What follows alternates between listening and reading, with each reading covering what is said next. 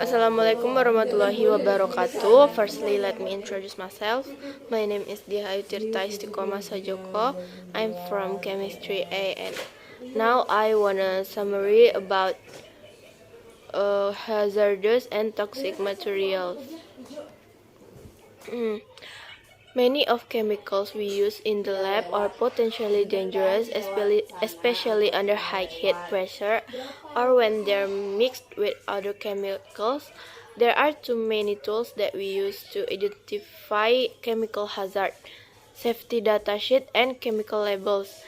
Every chemical in the lab is required to have a technical document called a safety data sheet or SDS, usually provided by the manufacturer. These were formerly known as Material Safety Data Sheets or MSDS. The safety data sheet is a one-stop shop to find out about a chemical properties, hazard, and safety precautions.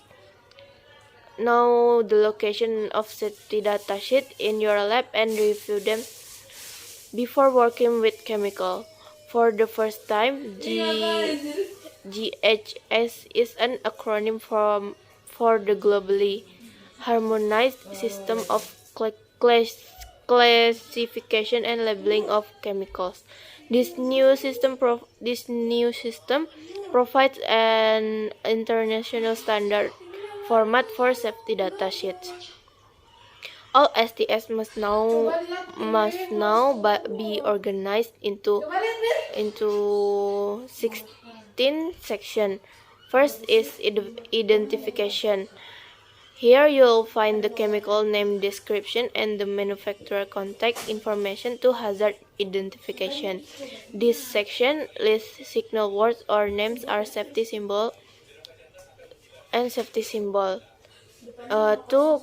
Composition list of ingredients for first aid measures.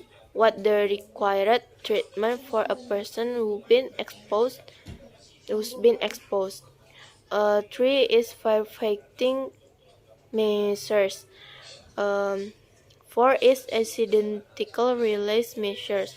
These are instructions for containment and cleanup of spill or leaks. The 5 is handling and storage requirements, heat exposure controls, and personal protection. This describes as exposure limits and recommendation for PPA 9. Physical and chemical properties such as appearance, odor, pH, flash point, solubility, and evaporation rate. The 6 is stability and reactivity.